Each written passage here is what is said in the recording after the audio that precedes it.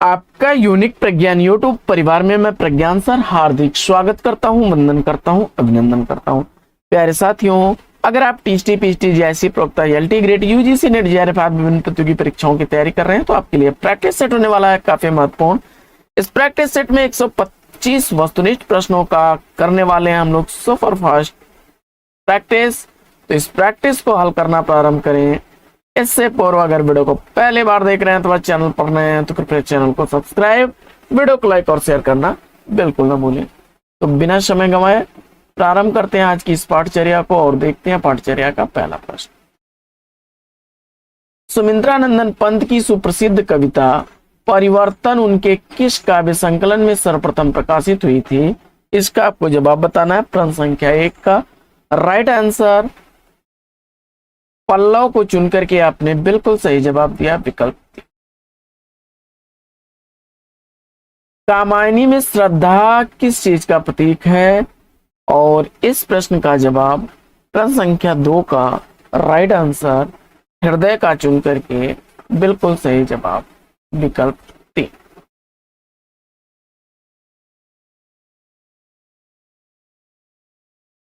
प्रश्न संख्या 3 है कि अनामदास का पोथा शीर्षक उपन्यास के लेखक कौन है? तो अनामदास का पोथा आचार्य हजारी प्रसाद द्विवेदी जी का उपन्यास है, विकल्प 4 इस प्रश्न का बिल्कुल सही जवाब।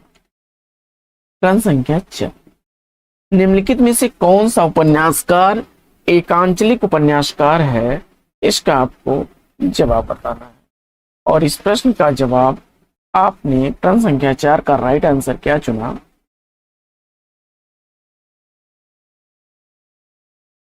इस प्रश्न का सही उत्तर राही मासूम रजा को चुना, बिल्कुल सही जवाब, विकल्प 3। अगला प्रश्न है कि सरकटी लाश उपन्यास के लेखक कौन है? सरकटी लाश उपन्यास किसके द्वारा लिखा गया है? प्रश्न संख्या 5 का सही जवाब गोपाल राम गहमरी को चुनकर के आपने बिल्कुल सही उत्तर दिया। अगला प्रश्न है कि मेरे राम का मुकुट भीग रहा है निबंध संग्रह के लेखक का नाम। मेरे राम का मुकुट भीग रहा है या निबंध संग्रह किसके द्वारा लिखा गया है?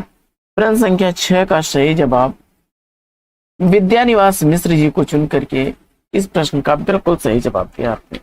अगला प्रश्न है कि अपराजिता के लेखक कौन है? अपराजिता कृति का लेखक आपको बताना है। प्रश्न संख्या 7 का राइट आंसर अंचल रामेश्वर शुक्ल अंचल को चुना आपने, तो बिल्कुल रामेश्वर शुक्ल अंचल जी को चुना, बिल्कुल सही जवाब।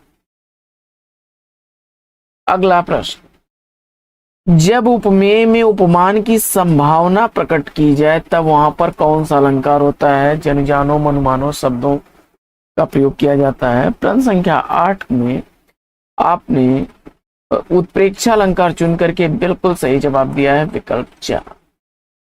अगला प्रश्न है कि तरिणी के संग तरल तरंग में तरिणी डूबी थी हमारी ताल में, इसमें अलंकार आपको बताना है। प्रश्न संख्या 9 का सही जवाब क्या होगा? तो यहां पर आपने यमक अलंकार चुन करके बिल्कुल सही जवाब दिया।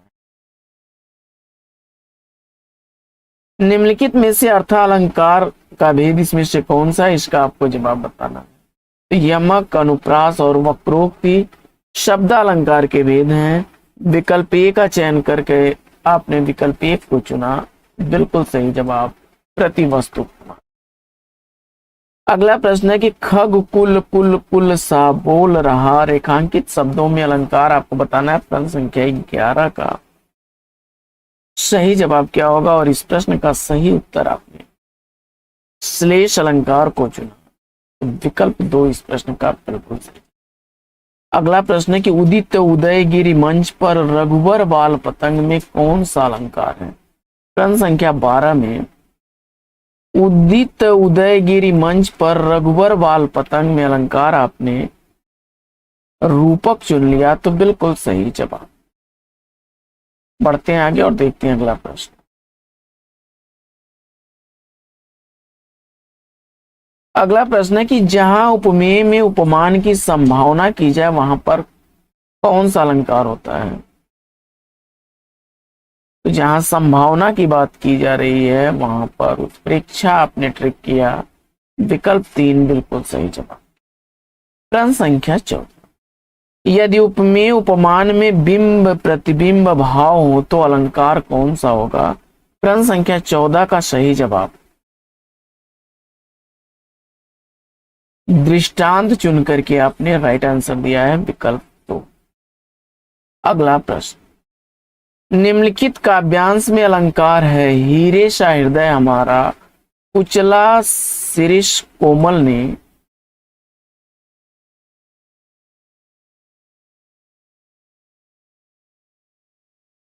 तो इसमें उपमा अलंकार है और अनुप्रास भी है, विकल्प 4 इसका राइट आंसर हो जाएगा। अगला प्रश्न है कि शब्दार्थो सहितौ काव्यम किसका कथन है? और इस प्रश्न का जवाब आचार्य भामह को चुना आपने, तो बिल्कुल सही जवाब। अगला प्रश्न है कि है अमानिशा उगलता गगन घन अंधकार में अलंकार कौन सा है? मानवीकरण चुन करके इस प्रश्न का बिल्कुल सही जवाब दिया। अगला प्रश्न है कि राजभाषा आयोग के प्रथम अध्यक्ष कौन थे? प्रश्न संख्या 18 में सही उत्तर आपने चयनित कर लिया।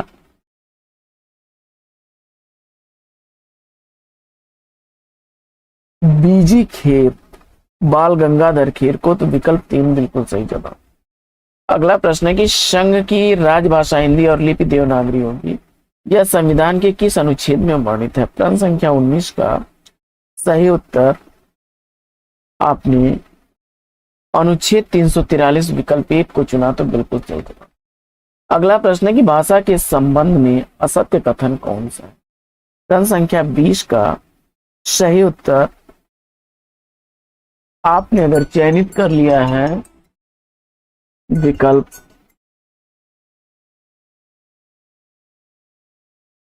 देखिए, भाषा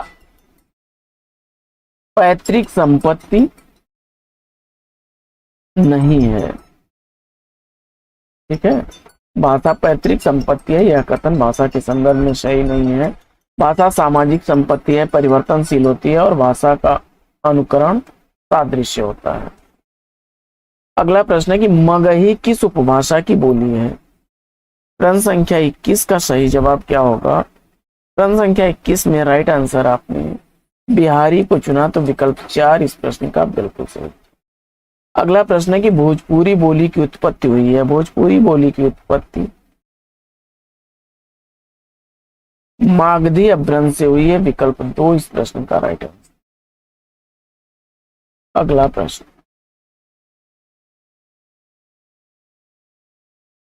हरियाणी या बांगरू बोली किस अपभ्रंश से विकसित हुई है?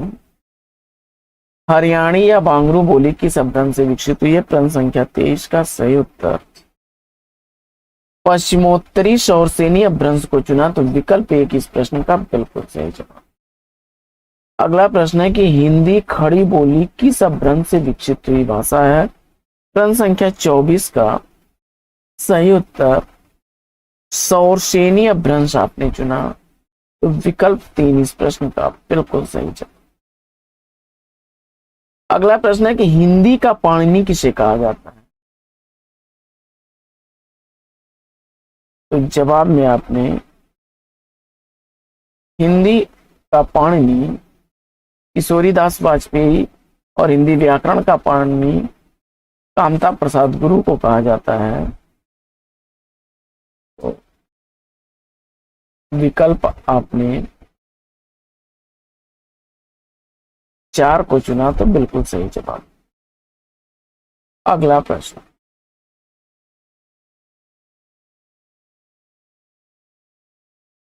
अगला प्रश्न है कि ओ औ किस प्रकार के वर्ण हैं?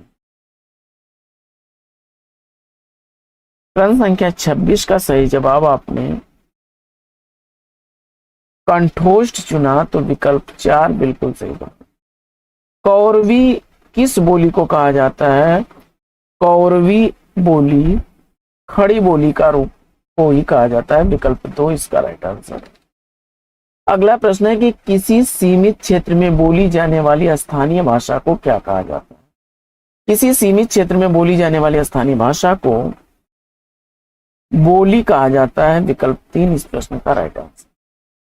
अगला प्रश्न है कि इनमें से कौन सी बोली पश्चिमी हिंदी के अंतर्गत नहीं आती? तो देखिए, खड़ी बोली, कन्नौजी ब्रज भाषा पश्चिमी बोली की बोलियां हैं। अवधी, बकेली, छत्तीसगढ़ी पूर्वी हिंदी की बोलियां हैं। विकल्प 4 इस प्रश्न का बिल्कुल सही जवाब। अगला प्रश्न है कि मूर्धन्य ध्वनि पूछा जा रहा है आपसे। हिंदी की मूर्धन्य ध्वनियां कौन सी हैं? और ट, ठ, ड, ढ को आपने चुना। विकल्प 2 इसका सही जवाब। अगला प्रश्न है कि भारत की संपर्क भाषा कौन सी? हिंदी को चुनकर के इस प्रश्न का राइट आंसर दिया आपने। अगला प्रश्न है कि खड़ी बोली व ब्रज भाषा किस उपभाषा के अंतर्गत आती है? प्रश्न संख्या 32 का सही जवाब। पश्चिमी हिंदी को चुना, तो विकल्प 3 इस प्रश्न का बिल्कुल। अगला प्रश्न है कि वैज्ञानिक शैली का तात्पर्य किस शैली से है? प्रश्न संख्या 33 का राइट आंसर आपने वस्तुनिष्ठ शैली विकल्प 2 का चयन किया, तो राइट आंसर है आपका। अगला प्रश्न है कि निम्नलिखित में से ओष्ठ ध्वनि नहीं है। प्रश्न संख्या 34 का सही जवाब क्या होगा? और इस प्रश्न का राइट आंसर च को आपने चुना, तो बिल्कुल सही जवाब विकल्प। अगला प्रश्न है कि इनमें से कौन सी बोली राजस्थानी से संबद्ध नहीं है? प्रश्न संख्या 35 का राइट आंसर मगही को आपने चुना, विकल्प 4 इस प्रश्न का राइट आंसर।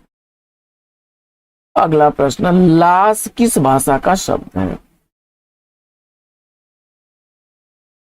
लास तुर्की भाषा का शब्द है, विकल्प 4 इस प्रश्न का राइट आंसर।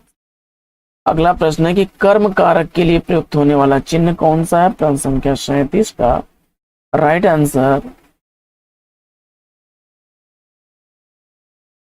कर्ता ने कर्म को करण के लिए, तो कर्म को विकल्प 4 का चयन किया, तो बिल्कुल सही जवाब। अगला प्रश्न है कि तोता डाली पर बैठा है, यानी मे पे पर इसका सूचक है? अधिकरण का मे पे पर अधिकरण, विकल्प 3 इसका राइट आंसर हो जाएगा। बढ़ते हैं आगे और देखते हैं अगला प्रश्न।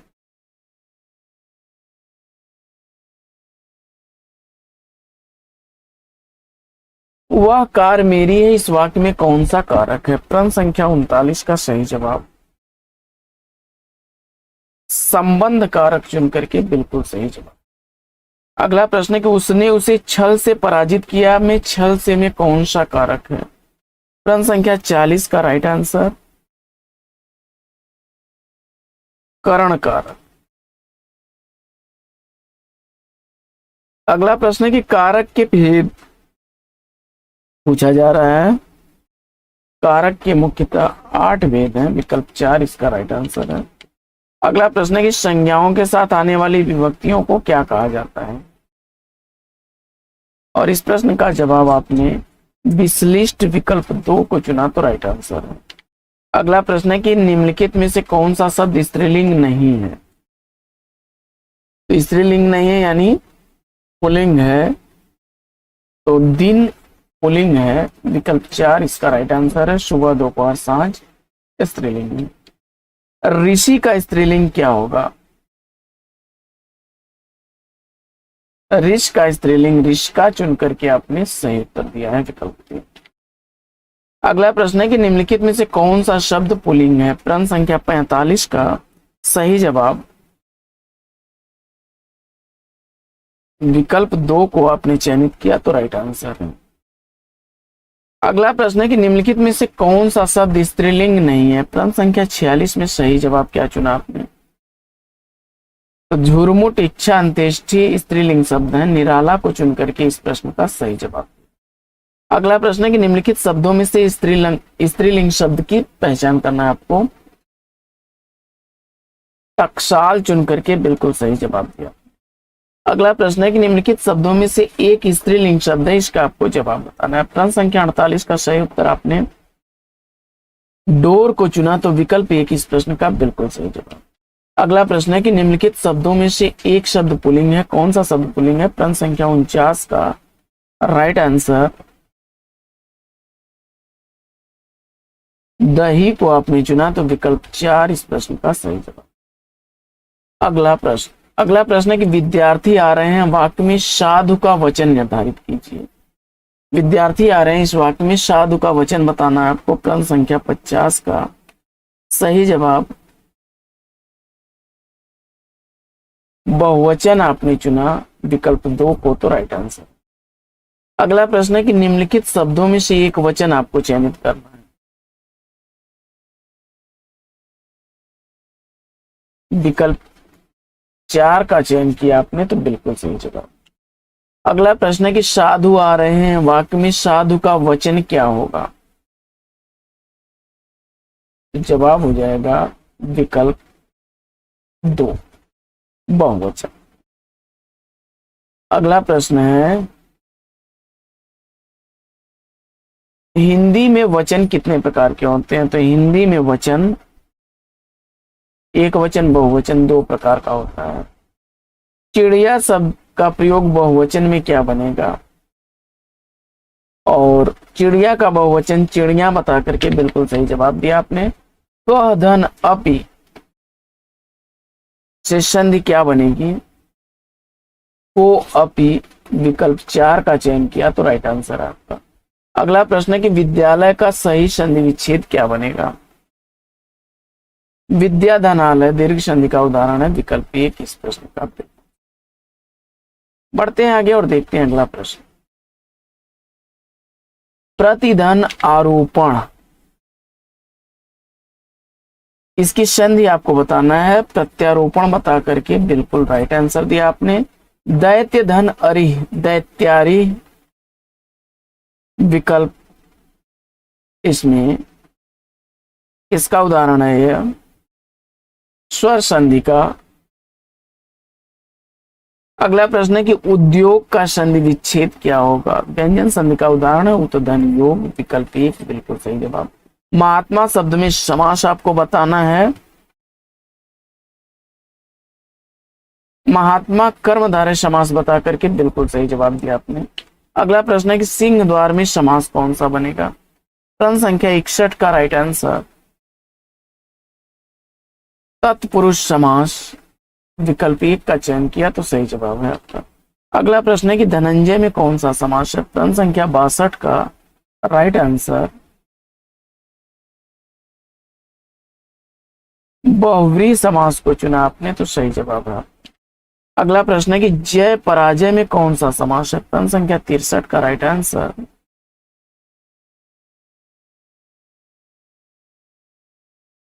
द्वंद आपने चुना, तो 3 विकल्प इसका राइट आंसर है। अगला प्रश्न है कि इन युग्मों में कौन सा सही नहीं है? प्रश्न संख्या 64 का सही उत्तर राम लक्ष्मणों अव्ययी भाव समास, विकल्प 3 का चयन किया, तो राइट आंसर है। चरणदास चोर किसकी नाट्यकृति है? और प्रश्न संख्या 65 का सही उत्तर आपने हबीब तनवीर, विकल्प सी को चुना, तो राइट आंसर है। आगे बढ़ते हैं और देखते हैं अगला प्रश्न। अगला प्रश्न है कि यक्ष और यक्षिणी निम्नलिखित में से किस खंड काव्य के नायक और नायिका हैं? प्रश्न संख्या 66 का सही जवाब मेघदूतम, विकल्प सी को चुना आपने, तो राइट आंसर। अगला प्रश्न प्रश्न संख्या 67 है वृंद सत्सई में कितने दोहे हैं? 700 दोहे, विकल्प डी को चुना आपने, तो राइट आंसर। श्वेतांबर का समास विग्रह पूछा जा रहा है। प्रश्न संख्या 68 का सही जवाब विकल्प ए को चुना आपने, तो राइट आंसर है श्वेतम ततत अंबरम। उच्चारण शब्द का उपसर्ग, विकल्प बी को चुना आपने, राइट आंसर है।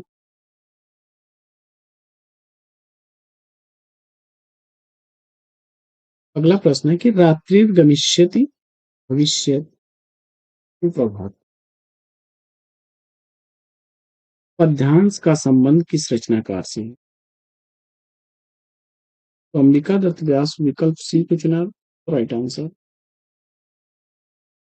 शिवराज विजयम का जो है प्रथम निश्वास का अंतिम है।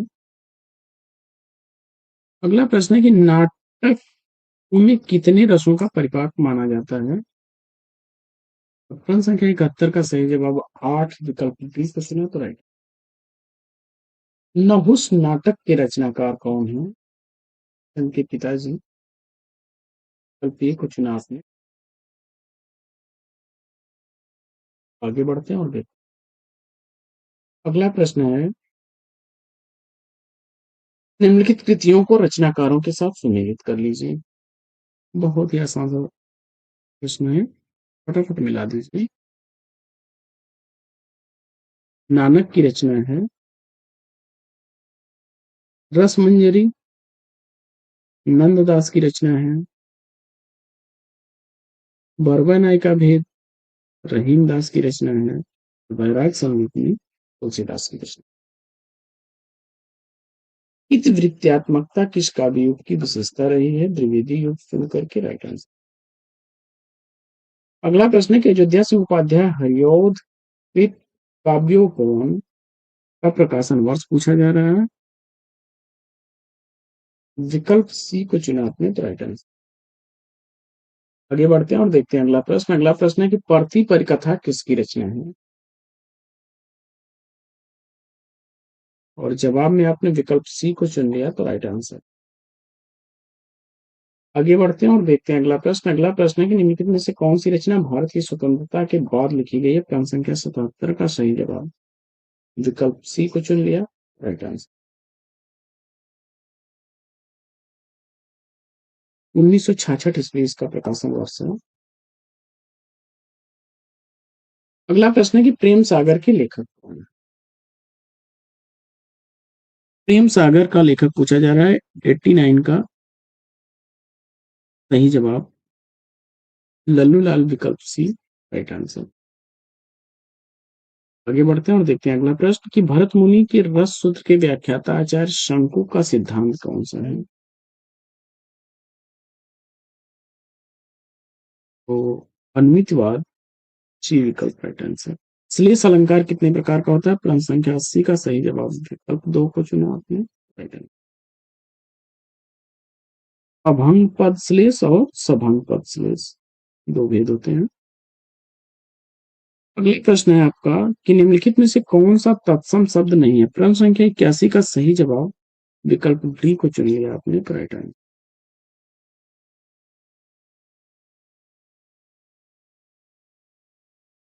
आगे, निम्नलिखित में से कौन सा शब्द विदेशज शब्द है? 82 का सही जवाब आपने रिक्शा को चुन लिया तो विकल्प ए सही जवाब। आगे बढ़ते हैं और देखते हैं अगला प्रश्न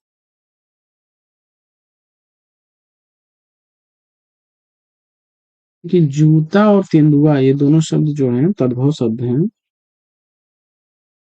और यह तत्सम शब्द है। नौ। आगे बढ़ते हैं और देखते हैं प्रश्न संख्या 83 कि किस वाक्य में क्रिया के सातत्य बोधक पक्ष का प्रयोग हुआ है?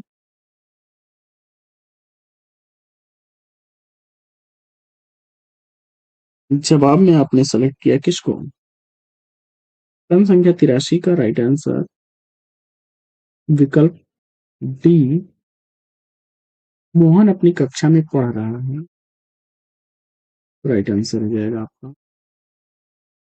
आगे बढ़ते हैं और देखते हैं अगला प्रश्न कि किस वाक्य में क्रिया की संभावनार्थक वृत्ति का प्रयोग हुआ है? किस वाक्य में क्रिया की संभावनार्थ वृत्ति का प्रयोग हुआ है? 84 का सही जवाब विकल्प ए को चुना आपने। लगता है इस बार अच्छी बरसात होगी। अगला प्रश्न है कि तुलसीदास के दीक्षा गुरु थे और प्रश्न संख्या 85 का सही जवाब विकल्प सी को चुन लिया आपने, नर हरियानंद को तो राइट आंसर। आगे बढ़ते हैं और देखते हैं अगला प्रश्न कि गोस्वामी तुलसीदास के पिता का नाम क्या था और प्रश्न संख्या 86 का सही जवाब विकल्प ई को चुन लिया आपने, आत्माराम द्विवेदी, राइट आंसर। लोक मंगल की भावना के सर्वश्रेष्ठ कवि इसमें से कौन है? तुलसीदास, विकल्प ई को चुना आपने, तो राइट आंसर। अगला प्रश्न है कि मलिक मोहम्मद जायसी किस धारा के कवि हैं? प्रश्न संख्या 88 का सही जवाब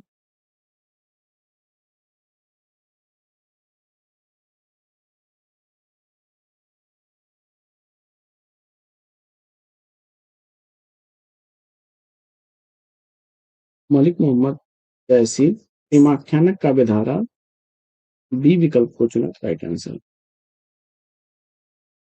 आगे बढ़ते हैं और देखते हैं अगला प्रश्न। अगला प्रश्न है, निम्नलिखित में से कौन सी गीत काव्य की विशेषता नहीं है? 89 का सही जवाब आपने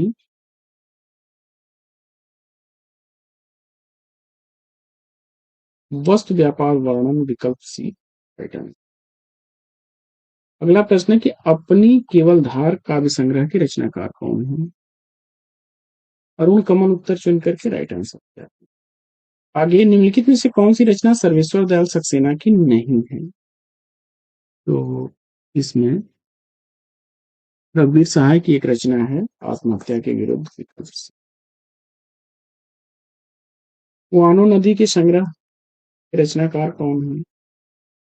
जवाब आपने सर्वेश्वर दयाल सक्सेना चुन लिया, विकल्प डी, राइट आंसर।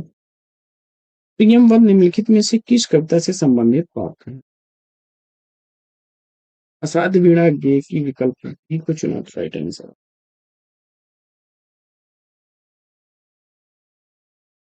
आगे बढ़ते हैं और देखते हैं अगला प्रश्न। अगला प्रश्न है आपका कि बिहारी कवि हैं? प्रश्न संख्या 94 का सही जवाब रीत सिद्ध कवि, विकल्प ए को चुना आपने, तो राइट आंसर है। देखिए, जो भी साथी जुड़े रहते हैं सबका स्वागत रहता है और अनावश्यक किसी भी टॉपिक पे वो चर्चा नहीं करना चाहते, हम सीधे सीधे पाठचर्या से जुड़ते हैं और जोड़ना चाहते हैं, क्योंकि हम जानते हैं कि आपका समय कीमती है। जो लोग भी जुड़े हैं सबका स्वागत है। देव किस जिले के थे? देव किस जिले के थे? 95 का सही जवाब इटावा, विकल्प डी, राइट आंसर। मुड़ मुड़ कर देखता हूँ किसकी आत्मकथा है? प्रश्न संख्या 96 का सही जवाब आपने विकल्प ए को चुन लिया, राजेंद्र यादव को, तो राइट आंसर। आगे सखी संप्रदाय को अन्य किस नाम से जाना जाता है पूछा जा रहा है। 97 का सही जवाब आपने हरिदास संप्रदाय, विकल्प बी को चुना, तो राइट आंसर। प्रभु जी तुम चंदन हम पानी, इसकी पंक्तियां हैं, रैदास जवाब चुन करके राइट आंसर। निम्नलिखित में से हजारी प्रसाद द्वारा रचित निबंध संग्रह कौन सा है? तो इसमें आलोक पर्व और विचार और वितर्क, 99 का सही जवाब विकल्प।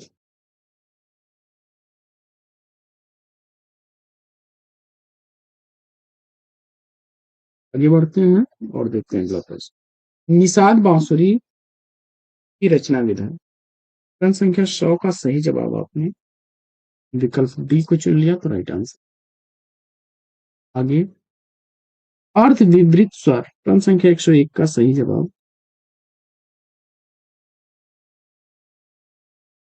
विकल्प बी। अगला प्रश्न है कि जिनकी ध्वनि केवल मुख से निकलती है वे क्या कहलाते हैं? तो जवाब आप जाएगा विकल्प डी। अगला प्रश्न, अंतस्थ और उस वर्ण होते हैं?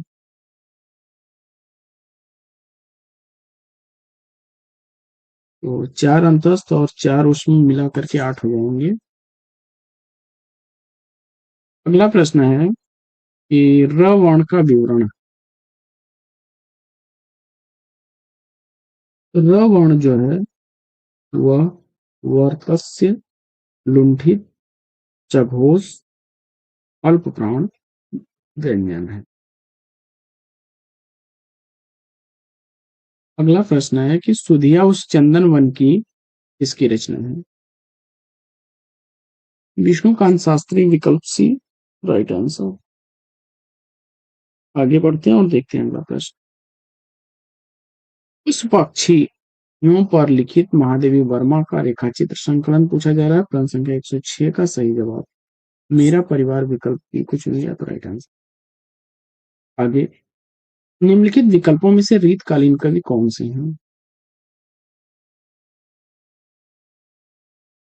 प्रश्न संख्या 107 का सही जवाब आपने बिहारी, मोतीराम, घनानंद और भूषण को चुना, डी विकल्प। आगे बढ़ते हैं और देखते हैं।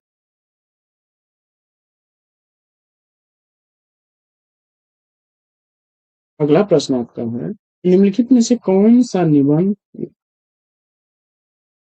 निबंध काव्य नहीं है? प्रश्न संख्या 108 का सही जवाब तुलसीदास द्वारा लिखा गया विनय पत्रिका को चुना, विकल्प है राइट आंसर।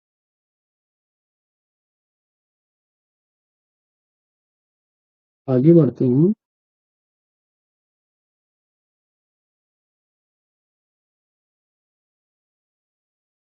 वैशाली की नगर वधु किसकी रचना है?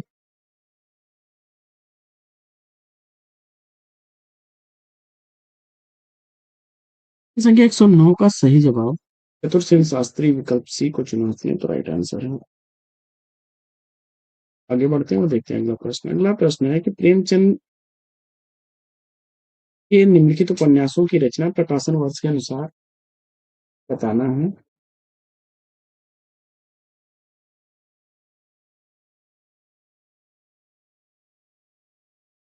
तो सेवा सदन 1919 ईस्वी का है।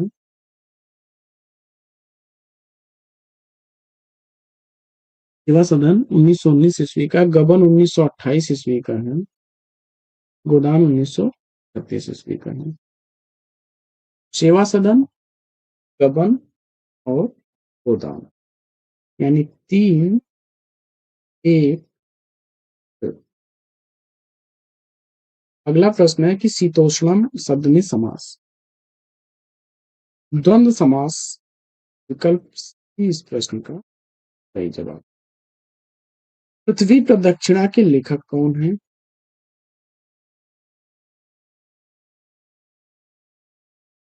तो यह यात्रा साहित्य शिव प्रसाद गुप्त जी का, विकल्प सी इस प्रश्न का राइट आंसर। 1914 ईस्वी इसका प्रकाशन हुआ। अगला प्रश्न है कि उत्तर प्रदेश में राजकीय कार्यों में किस भाषा का प्रयोग होता है? प्रश्न संख्या 113 का सही जवाब विकल्प डी को चुना आपने तो राइट आंसर। अगला प्रश्न है कि पायो जी मैंने राम रतन धन पायो उपयुक्त पद के रचयिता का नाम पूछा जा रहा है। प्रश्न संख्या 114 का सही जवाब मीराबाई,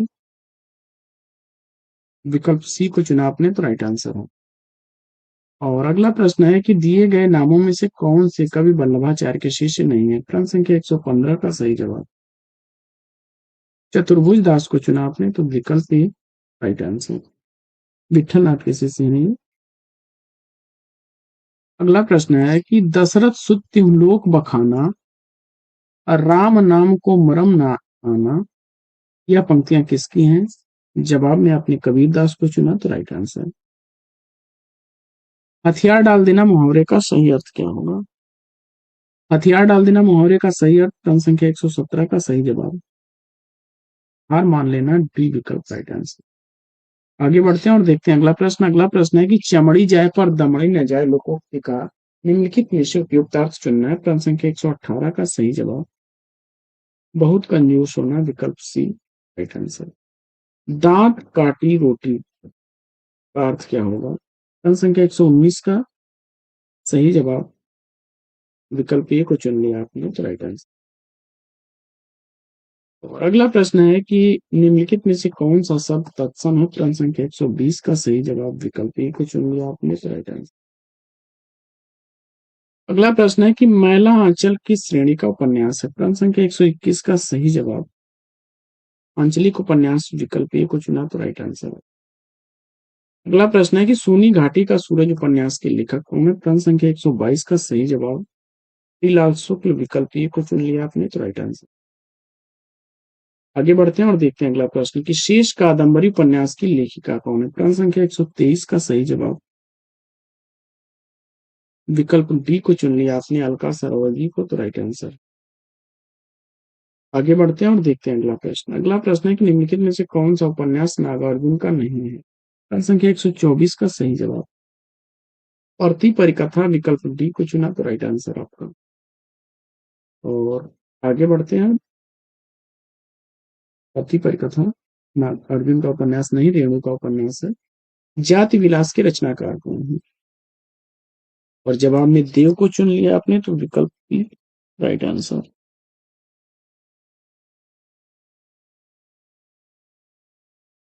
तो साथियों, यह प्रैक्टिस सेट आपको कैसा लगा कमेंट्स करके जरूर बताइए। आज के इस प्रैक्टिस सेट में हम लोग लेंगे यहीं पर विराम। साथियों, जो भी साथी जुड़े थे सबका स्वागत है और मुझे उम्मीद है कि यह प्रैक्टिस सेट आपको लाभान्वित करेगा। और जिन लोगों के मन में ये भ्रम होता है कि प्रैक्टिस सेट के ये प्रश्न आसान है, ये प्रश्न कठिन है, उनके लिए बस इतना ही कहना चाहूंगा कि कोई भी प्रश्न आपके लिए एक समान अंक लेकर के आता है और ना ही कोई प्रश्न कठिन होता है ना ही आसान। जिस प्रश्न का उत्तर आपको मालूम होता है वह प्रश्न आसान होता है, जिस प्रश्न का उत्तर आपको मालूम नहीं होता है वह प्रश्न कठिन होता है। जिन प्रश्नों को आप बार बार रिवाइज कर लेते हैं वे आसान दिखाई पड़ते हैं, लेकिन वही न रिवीजन करने वालों के लिए वे भी प्रश्न कठिन दिखाई देते हैं। तो जहां तक मेरा मानना है कि प्रश्न कोई भी कठिन या आसान नहीं होता है। और एग्जाम में क्रैक करने के लिए एक फार्मूला याद रखिएगा कि आसान प्रश्नों को अगर जब आप गलत नहीं करेंगे तो कठिन प्रश्नों में आप बाजी मार ले जाएंगे। अन्यथा अगर आते हुए प्रश्नों को आपने गलत कर दिया तो यह आपके लिए नुकसानदायक होगा। बाकी प्रबुद्ध वर्ग में है और भावी शिक्षक की दौड़ में है।